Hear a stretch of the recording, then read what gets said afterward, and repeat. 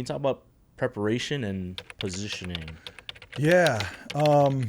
You know, with my experience in, Peoria, Midwest, growing up there before I came to the islands, and those things I shared with, about, recognizing the wind and then hearing the Yep. thunder and then you see the lightning and then comes the rain. There's like a order there, right? And so I felt like recognizing, number one, you're in a storm or a storm's coming, and then recognizing where you're at in the storm. Like, are you at tier 1, 2, 3, or 4 kind of deal, right? Yeah. So what I've naturally, have done this, but now I'm just trying to like define it is through, there's two parts to the wind. The wind is first, like I was saying, it's like there's a feeling. You feel wind. You don't see it, but you feel it. Yeah. And there was the moisture change, and there's just something you could feel. And I really believe that there's two things that happen is just you've had enough experience in your business, trade, and life that there's an intuition that develops naturally, yes. Right?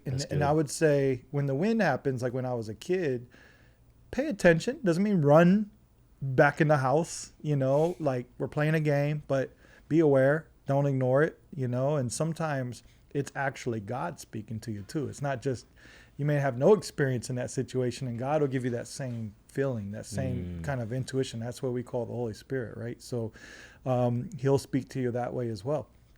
But that wind comes, I think, pay attention, like I have that experience all the time with, in a lot of situations where I can just feel like we need to email the client. Nothing else says why do it right now or like before the day ends, but follow those leadings. There's this little like, can't explain it. You can't pinpoint it. It's just pay attention. So that would be my first key is recognize if you feel something, there's a reason why. And doesn't mean you have to have the answer yet, but go ahead and note it, pay attention, and be aware. That's good. That's like number one. Don't just throw it off. Like when the moisture changes, the wind, and you kind of see the clouds doing a little something different, then okay, we're watching you. You know? Yeah. Like, just record it. Yeah.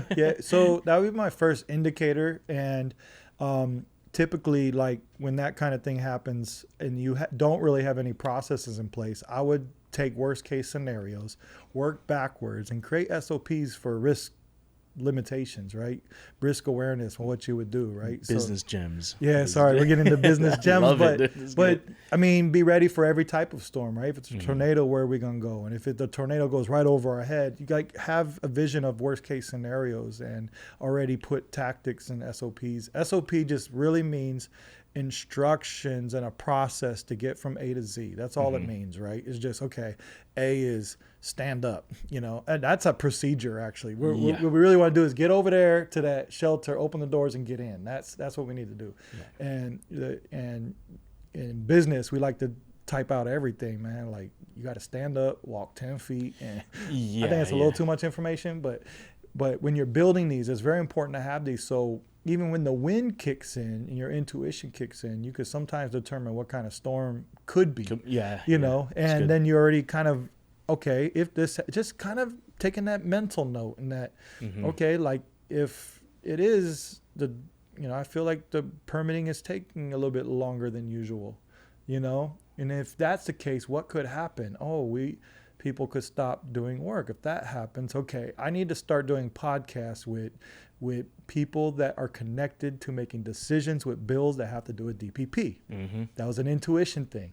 I don't have to sit there with the mayor and certain people, but I made an intuition. I feel it coming and want to be a part of the solution, not just hang out on the problem. I'm already doing some work based on intuition, right?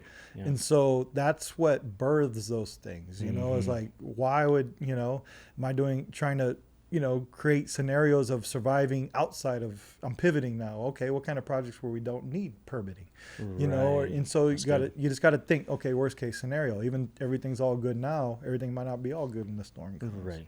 So indicator number 2 is what I call the thunder. It's like, once you hear that rumble, you're like, oh man, it's kind of official now. Like there is a storm, doesn't mean it's going to hit you, but there's definitely a storm now. Yeah. Right. Yeah. So hearing it is like, is it affecting you yet? Or is it just noise that it's out there, but not affecting you?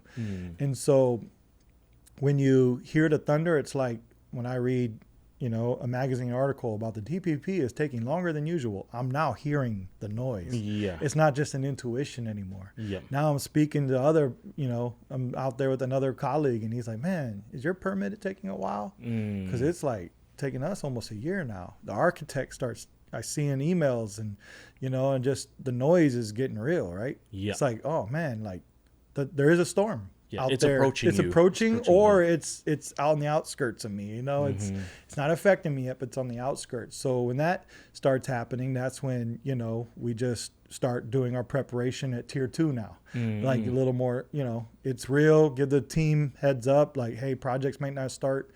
It's okay to integrate a little bit of that awareness. There's a storm, just like storms do. They put the little indicators on the TV back in the day. It says there's warning, or or the floating banner. Yeah. So same kind of thing in business and how you approach certain things. But then when you see the lightning, it's collectively, it's something you could see now, and that's when the lightning is when you actually start seeing it affecting you. So it's not in the outskirts anymore. Lightning is like, okay, it's hitting ground. Yeah. You know what I mean? It's no longer just in the sky. It's touching the earth. It's like, and then it's approaching too, right? And so now that it's affecting you, maybe your profit margins are losing a little bit. Maybe your sales aren't hitting what you're starting to see it, like affecting you. And so when those indicators happen, it's time for shelter. It's time for protecting your business. It's time to stop investing. It's time to kind of like let the team know, like, hey, things like this is a storm.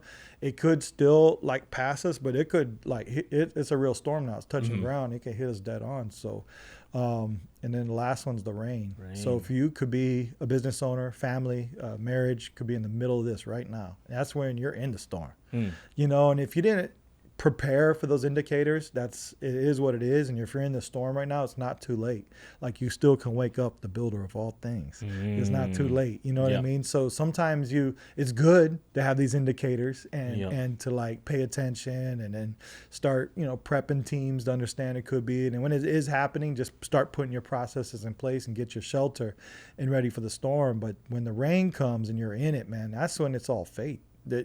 You can imagine, like in Twister, when the storm was hitting, it was just, once they're at their shelter, man, they're just holding each other and hope they don't blow away. You know what I mean? It's like the rain is when you're in it, but when you're in it, and that's what those disciples on the boat were. They were in it. And so they had to make a choice on whether to try to control it from there, or to wake up the builder of all things to just kind of seize the day. And so just going back on what I said, man, that peace doesn't come from the absence of the storm. It comes in the presence of the builder of all things, is where you get to really rest peacefully in understanding that he is in control of the storms that come. He is the one that's in control of allowing it to begin in the first place. So if he's in control of allowing it to pass and to stop it, like everything in the middle, as much as it sucks, it's going to shake your foundation and all the things that need to fall off, so you know what you got to fix. And if it shuts you down, then praise God.